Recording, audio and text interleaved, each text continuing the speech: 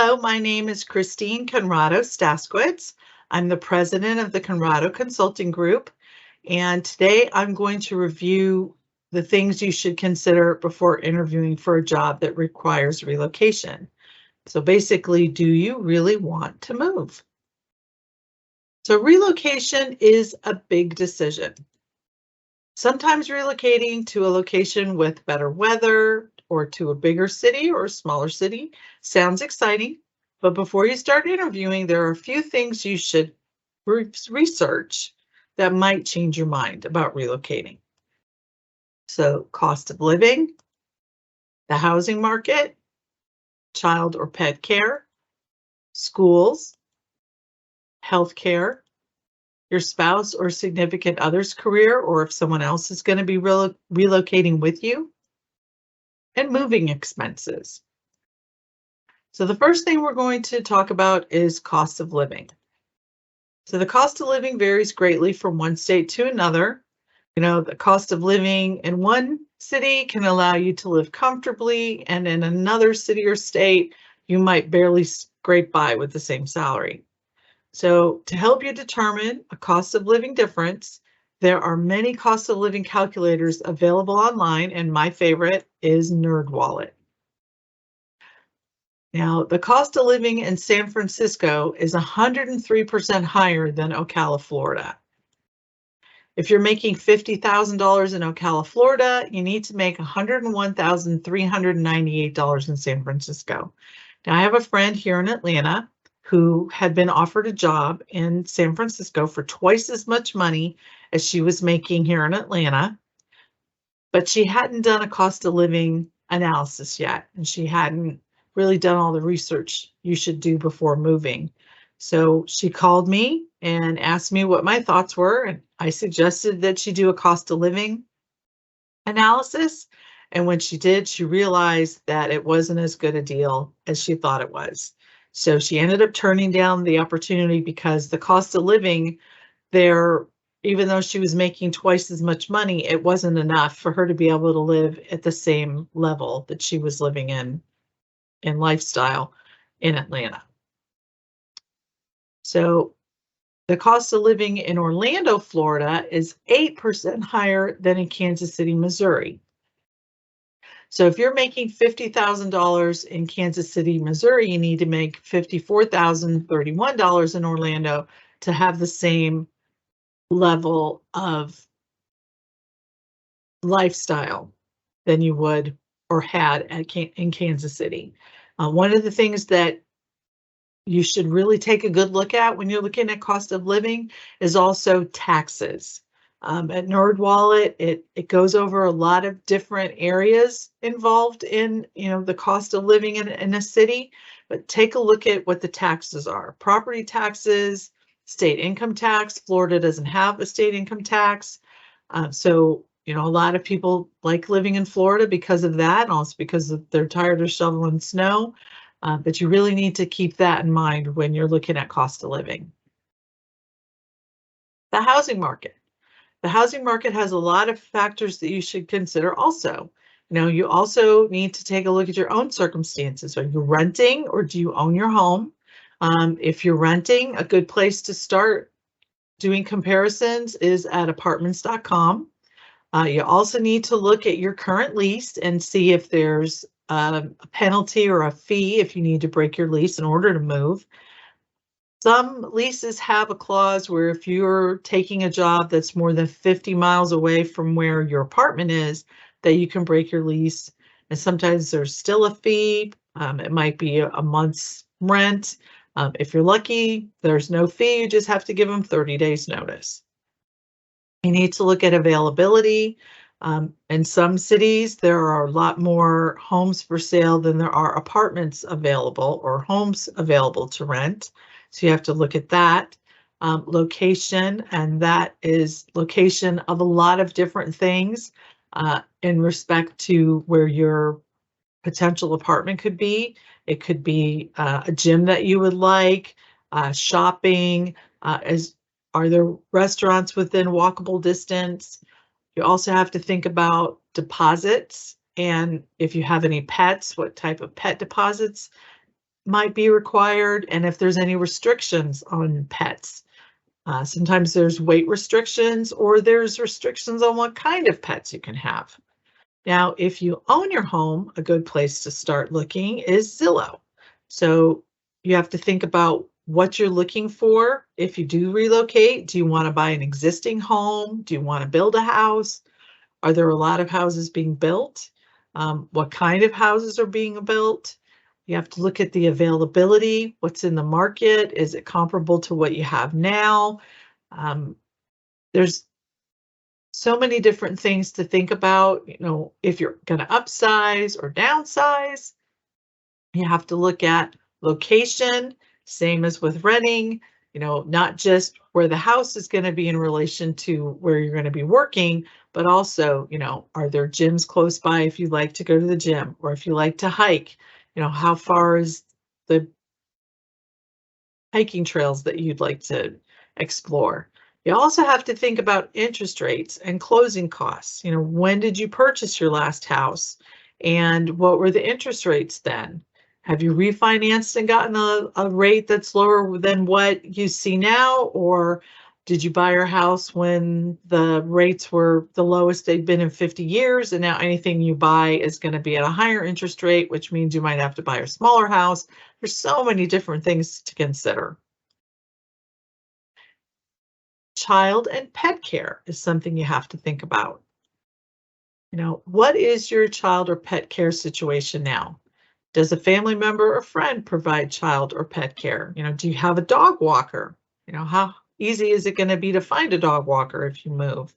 If you have childcare, how easy is it going to be to find childcare that you're going to feel comfortable with, especially if you've got a family member or friend that's watching your child? There's a certain level of trust and security when it's someone that you know well. What is the cost of child or pet care where you live compared to where you may live? What is the location of child or pet care where you live now and where you may move? So if you live very close to or work very close to the place where you leave your child or your dog, or maybe it's your cat, then you have to consider what are their hours. Do I have to pick them up by 5 o'clock without paying a penalty? Or, just what's involved with that. Schools are very important things to consider. So where do your kids go to school now? Do they go to private or public school? Do they go to a charter school? How do the schools in each city or town compare? Do they offer the same opportunities to learn, join clubs, or participate in sports? Are the school credentials as good where you want to move as where you are now? Or is that something that's kind of motivating you to move because you're not as happy with the schools where you are now and somewhere where the schools are better? What are the costs associated with the schools where you live versus where you may move? Costs can vary from state to state or even from city to county. I moved from Florida, which has a county-based school system, to East Tennessee, where they do have county schools, but they also have city schools. And the city schools had a better reputation than the county schools. So everybody wanted to live in a particular city, and they were willing to pay more for their house to be able to have their kids go to the city schools. So the houses in the city, and they could be across the street, just depended where the city lines were. It could be across the street or one block over and you're in the county school. So you have to really understand what the situation is so that you end up in the school district that you want to be in. Can changing schools affect your children's choices for college? How will changing schools affect your children? Do they make friends easily? Have they been in the same group of kids since kindergarten? Those are things you need to think about. Healthcare. Healthcare availability can vary widely from city to city and state to state. Do you or someone in your family require special health treatments? So this is something that I had to think long and hard about because my daughter and I have a rare condition called periodic paralysis, and most doctors have never heard of it. So moving, it took a while. It took a very long time, years, to find doctors that were comfortable treating us. So that is something that I can say from my own experience is something you really need to look long and hard at when you're considering moving. Small towns or rural areas across the country are experiencing healthcare shortages. There's just not enough doctors to go around, and there's not a lot of doctors that are, in private practice by themselves. And they go to the big cities because then they can be part of a group, and that is much more beneficial to most doctors than, being a doctor in a small town or rural area. So there's even been hospital closings because there's just not the network and support system that they need to be able to operate the hospital properly. So what is the general state of healthcare where you live now compared to where you may move? Are there a lot of specialists? Are there just more doctors and you don't have to wait, 6 months to get in to see a doctor?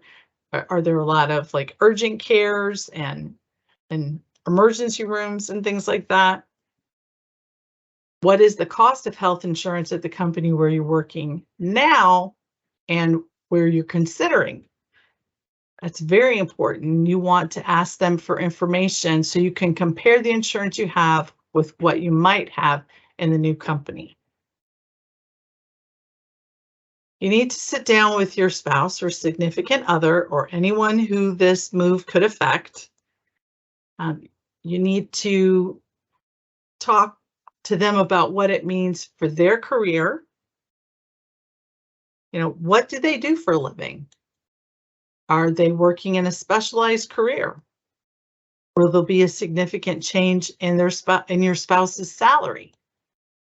Will they have to get recertified or obtain a license if you do move to a new state?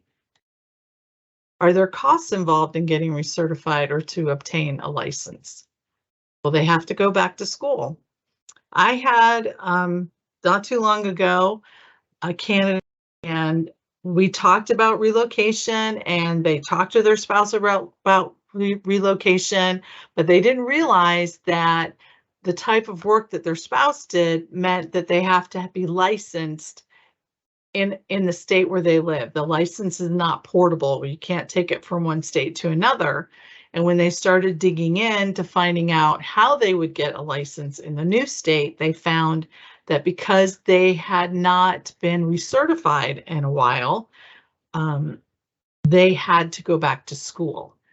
And that spouse didn't want to do that. I can't blame them, but they were both very disappointed because they really wanted to relocate, and this changed everything. Another thing to consider is, has your spouse or significant other been working at the same company for many years? And if they have, there's usually some prestige attached to that. When you've been in a company for a long time, people look up to you. They come to you for advice. You kind of are in the catbird seat for some things. You get first choice about taking time off for holidays and other things like that. They may have, 6 weeks of PTO, and now they're going to be going back to 2 weeks. So there's a lot of things you need to think about. And you also need to think about that for yourself. Are you going to be giving up a lot of PTO? Moving expenses. So is there a relocation allowance for the position that you're considering? If so, what's the structure of the allowance? Do you have to present receipts to be reimbursed? And if it's not based on expenses, do you have to pay taxes on what they give you? Usually, if you're paying for things and you're being reimbursed, then you don't pay taxes. You get reimbursed for exactly what you paid. If they give you a lump sum and it's not based on receipts, then usually you're going to get taxed on that. So if you get a $5,000 relocation and the taxes are taken out and you end up with $4,000, that's a big hit to take. So that's something you need to ask about.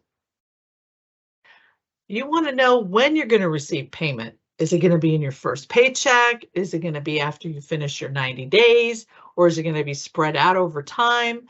You know, you get a little bit on your first paycheck, a third maybe, you get another third after you finish 90 days, and you get the last third when you have finished 6 months. I've seen that happen. I've even seen it be spread out as much as a year. So you have to think about, have you moved to another city or state before? Because then you've got a pretty good idea of what to expect. But if you haven't, you really need to dig in and do all this research. Have you used a mover in the past? Do you have somebody you trust? There are a lot of mover scams out there. So you want to go with something that is very well known, that maybe you get a referral from the company where you're going to relocate. A lot of times, because they've had relocation candidates before, they can tell you, oh yes, we recommend these two companies. You also need to think about whether or not you're going to have to put your belongings in storage. So let's say that you're going to buy a house, but you're going to have it built, or you're going to have to be in town for a couple of weeks before you can move into your new house. So do you want to put everything in storage? Do you want to live in an extended stay hotel for a couple of weeks? You know, think about that. Are you going to move yourself? That can help save money. It can also give you a level of confidence because you're moving yourself. You don't have to worry about any complications or problems with the moving company. But you also have to remember that you may not know anybody in the new city. You may not have anybody to help you unload and unpack. Those are all of these things are very important things to consider. Are you going ahead of your family to start working? So are you going to be leaving somebody behind to handle all of the stress of getting packed and moved and then, you know, traveling either by car or by plane with children or pets? So it's something you need to sit down and speak with the people that are moving with you about and have a plan. So you should not be interviewing for jobs until you've done this research. Nothing is more frustrating than to get through to the offer stage only to find that one or more of the following things makes it an untenable situation. So the cost of living, the housing market, childcare, pet care, schools, health care, your spouse or significant other's career, and moving expenses. So this is just kind of like a jumping off point. I'm sure that once you dig in and start doing your research, other things that are going to come up are going to surprise you because we can't think of everything, especially if you haven't moved before. This is going to be a new experience. So I hope this information helps. I thank you very much for your time. If you have any questions or comments, my email address and telephone number are on the screen. Please give me a call, email me. I'd love to help. Good luck and goodbye.